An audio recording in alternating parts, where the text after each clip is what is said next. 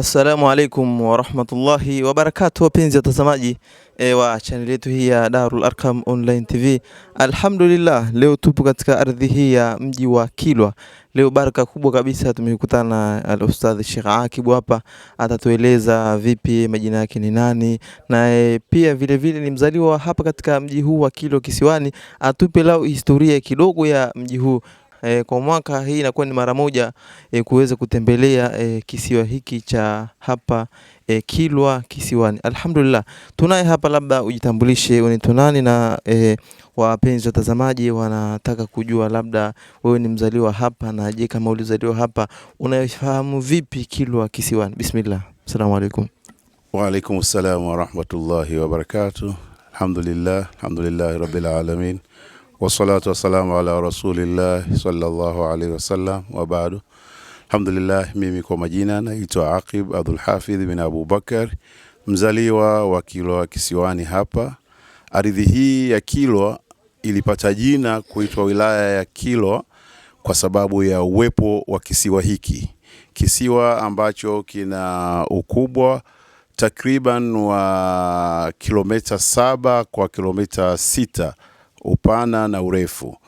Alhamdulillah, kwa kisiwa hiki ni kisiwa ambacho kimekusanya watu wa aina nyingi, maulama wengi kwa namna, makabila mengi, kwa sababu kisiwa kilikuwa ni nchi ambayo inajitegemea. Kama Tanganyika, basi hapa hapakuwa Tanganyika, hapa palikuwa Kilwa Kisiwani.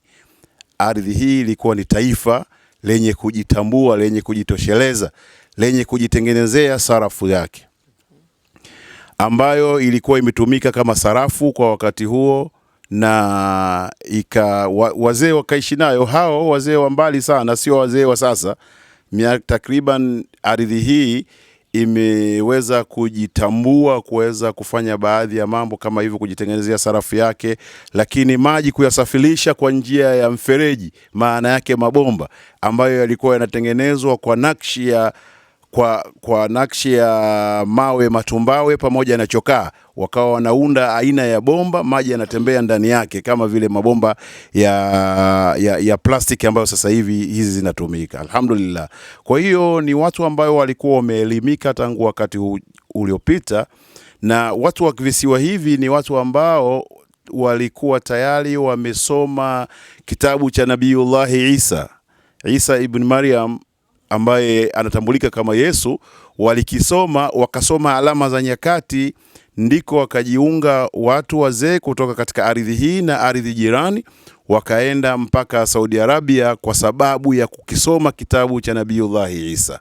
Walipokisoma kitabu kile cha Nabiiullah Isa, kilitoa alama cha uzaliwa wa Muhammad sallallahu alaihi wasallam, kuwa ndo atakuja na atakuwa mtume wa mwisho katika dunia hii. Allah atamleta mtume, na mtume wa mwisho atakuwa ni Muhammad bin Abdullah.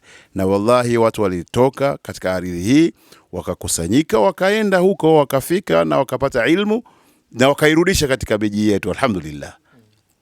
Kwa hiyo hivi sasa katika ile eneo tuliokaa ni eneo la Forodhani, ambayo lilikuwa limejengwa kwa ajili ya makazi ya kifalme, wakati huo, wakati tunatawaliwa katika tawala hizo. Lakini alhamdulillah, tunashukuru hivi sasa tunakaa kama ni maeneo ya ukumbusho mbalimbali ambayo tayari yanakumbusha. Eneo hili ni eneo maarufu duniani kwa sababu ni eneo ambalo linaona milango ya bahari, ambayo vyombo vyote vilikuwa vinafika vya wakati huo, vilikuwa vinafika katika eneo hili, na vilikuwa vinafanya shughuli za kushusha mali na kupakia mali. Mizigo inashuka hapa na mizigo inapakiwa hapa, kama vile leo bandari ya Dar es Salaam au bandari ya Mtwara au bandari ya Tanga. Zama hizo zilikuwa hapa, ilikuwa hakuna kitu kinachoitwa Kilwa Masoko. Kilwa Masoko ni mji uliokuja baada ya wakazi wa Kilwa Kisiwani kuhamia katika mji wa Masoko, baada ya kuwa hapa pametosheleza, ardhi ilikuwa imejaa kwa sababu ni kisiwa kidogo. Alhamdulillah, Hivyo basi vizazi na vizazi vilivyobadilishana maisha, hali ikawa ndo kama ambavyo leo hivi inaonekana baadhi ya watu wamekwisha. Alhamdulillah, pembeni yetu kuliani kwetu kuna jengo. Nyumba ndio waliozaliwa sisi wazee wetu. Takriban leo miaka 250 na kitu, miaka 255, 56 tangu wazee walivyoinunua hii nyumba kupitia kwa hao waliowauzia. Kwa hiyo mimi nazungumza ni akida ya nyumba hiyo, kwa maana kizazi changu kimetokana katika hiyo nyumba kwa miaka hiyo 256. Leo wazee walipofika, wageni wakanunua hiyo nyumba, wakanunua hiyo ardhi kupitia hao, na hati zimepotea, zimeharibika, lakini nukuu ya hati kila ikifa ile inaandikwa nyingine, wazee wanazo alhamdulillah, walikuwa nazo wamehifadhi, na sasa hivi katika maeneo ambayo sisi tunahifadhi vitu vyetu, wallahi ipo na tunazo kumbukumbu hivyo, na alhamdulillah baadhi ya wazee wetu wako, alhamdulillah mababa zetu wapo waliobaki, na mashangazi zetu bado waliobaki, waliotokana katika nyumba hiyo, alhamdulillah. Shekhe, tunaambiwa hapa palikuwa na wanazuoni wakubwa na dua zao zilikuwa ni makubuli. Kama tuthibitishie hilo labda Shekhe. Alhamdulillah, ni kweli kuhusu habari ya wanazuoni. Kwanza hapa ardhi hii yenye ukubwa huu ambalo tuliutaja kilomita 6 kwa kilomita 7 iliweza kuhifadhi misikiti 99 misikiti ilikuwa ipo, ambayo ilikuwa inafanya kazi kwa wakati mmoja. Watu walikuwa wanaswali katika misikiti hiyo wote, na kwa kweli wanawachuoni mbalimbali wamepita, kwa sababu ndio walikuwa kituo chao hiki. Kwa hiyo waliwahifadhisha watu Qur'ani, waliwasomesha watu Qur'ani, walipata hati za kuandika zile kwa lugha ya Kiarabu, wakazibadilisha kuziandika kwa lugha ya Kiswahili. Ardhi hii ndio ilianzisha maandishi ya Kiswahili kupitia maneno ya Kiarabu. Hapo hebu weka vizuri, umesema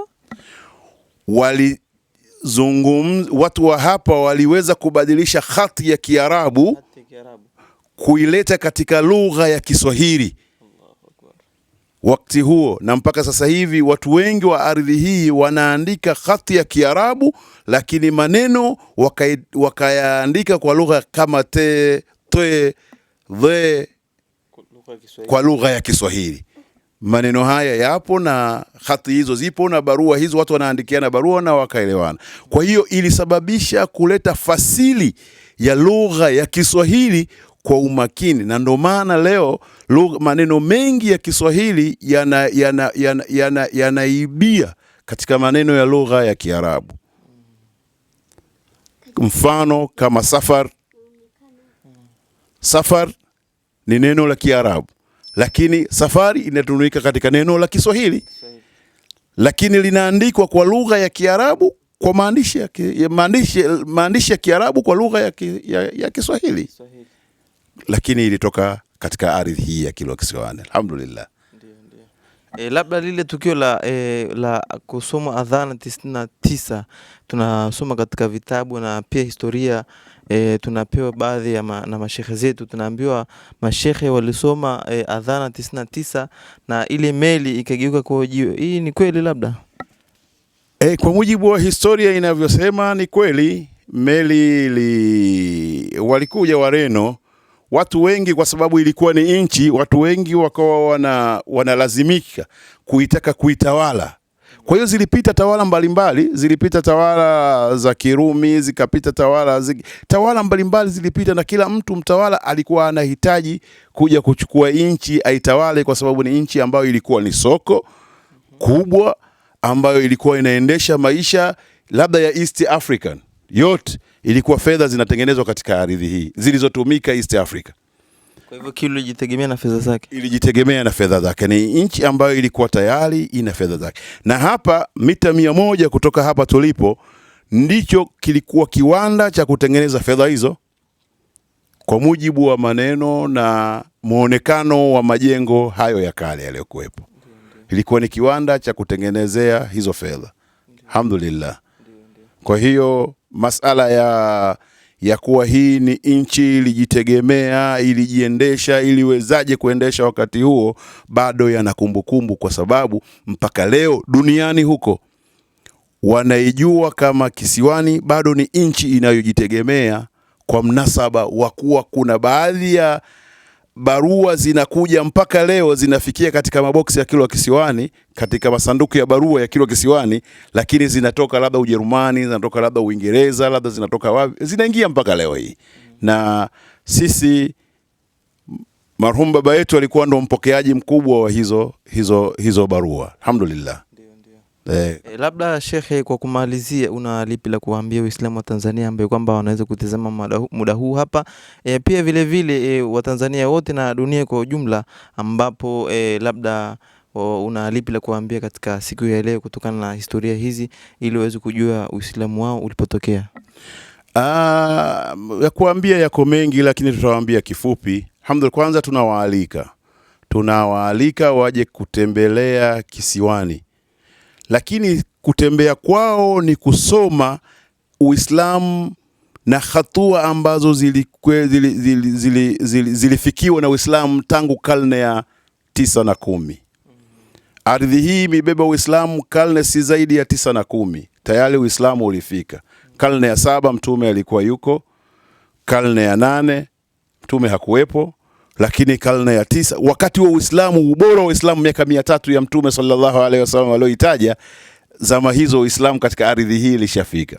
Kwa hiyo ndani yake, kama mtume sallallahu alaihi wasallam alishatuambia ubora ni miaka 300 ya Uislamu, na ndani ya ardhi hii wale watu bora walikanyaga. Kwa hiyo baraka katika ardhi hii ziko baraka zile zipo ambazo mtume sallallahu alaihi wasallam alizitaja kuwa watakuwa watu bora, Waislamu bora, wenye yakini bora.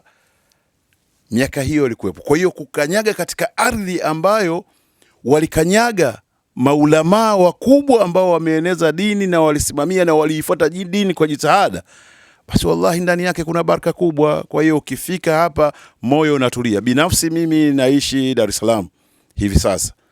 Tumetoka katika miji hii, tunafanya maisha katika miji hiyo ya Dar es Salaam na vitu vingi. Lakini leo unaondoka, ukifika Dar es Salaam, ukifika Kilwa Masoko, unaziacha stressi zote za Dar es Salaam na maeneo mengine yote, hapo unakuja umesahau, unakuwa mpya. Kanyaga tu ardhi hii mpya, huna hofu ya jambo lolote. Moyo unatulia, unahisi amani, unahisi ibada, unafanya sijida katika ardhi hii. Basi unahisi unafanya sijida kwa ajili ya utukufu na ubora wa Mtume Muhammad sallallahu alaihi wasallam na watu waliokuwa karibu yake. Mashaallah. Ndio. Alhamdulillah. Nakushukuru sana na asante sana. Ndugu mpenzi mtazamaji, tukimalizia hapa kama tulivyosema ni tarehe 16 ya mwezi wa 12 mwaka 2025. Tunaye mwamba mwingine hapa. Mwamba, jitambulishe, unaitwa nani na unatokea wapi? Mimi naitwa Salum Nasoro Abdalla Ngalemo, ni mzaliwa hapa Kilwa Kisiwani hapa na ni mkazi hapa kidogo. Wazee wangu wamezaliwa hapa na mimi nimezaliwa hapa. Labda unafahamu vipi huu mji? Mimi nafahamu mji wa asili kwa tulivyokuwa tumewasikia wazee wetu. Umejengwa zamani na umeboreshwa zamani. Kwa hiyo na sisi tupo hapa. Mambo mengi yapo katika mji huu. Hiyo misikiti 90. Labda historia gani unaifahamu hapa Kilwa Kisiwani? Historia nyingi. Moja. Katika moja. Moja tu ulifahamu. Katika nini hapa katika mji huu, katika mengi ndio kuna mtazamaji na kutizama pale katika mji huu mambo mengi ndio yafahamu, kujua kusema hapa na misikiti 99 na mpaka uliokuwa nao wa 100. Alafu kuna kisima mpya ule wa 100 na kuna kisima kikuu ambacho iko cha asili vile vile. Alafu tunasikia kuna sehemu inaitwa Maisha 40 ambao wamezikwa watu 40 kwa pamoja hapo. Kwa hiyo katika moja story nazozielewa ndio hizo. Ndio. Labda unalipi la kuambia Watanzania na Waislamu kwa ujumla kuweza kutembelea maeneo haya? Naoambia kusema kuna lazimika wao kuja hapa kwa ajili hapa hii sehemu ni ya asili. Naona Waislamu wengi wamekuwepo hapa na walikuwa wazawa na waliokuwa wazawa na waliokuwa wametoka nje kuja hapa kuboresha katika mji huu mpaka kuwepo kuwa yuko juu katika Uislamu.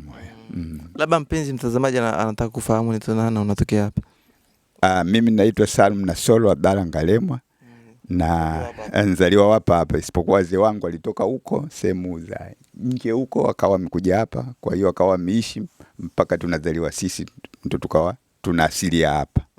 Labda hapa Kilwa Kisiwani mara nyingi mnajishughulisha na nini? Sisi hapa Kilwa Kisiwani mara nyingi tunajishughulisha na uvuvi, kwa kuwa hapa ni kisiwa na bahari tunayo karibu. Kwa hiyo tunavua samaki kwa kutumia nyando, mishipi, nyavu tunazokuwa Labda tuko tunaambiwa kuna huku mnatumia sana Kiarabu, kwa maana hiyo hata kwenda baharini amwendi tu mpaka muone habari. Hii ni kweli? Bali hizo kweli hizo zipo, lakini sana sisi tunamwamini Mwenyezi Mungu kwa kutumia bismillah tu, kama ndio tunafanya shughuli zetu hizi za kutafuta riziki, kwa sababu Mungu ndio huyo. Nakushukuru sana na asante sana.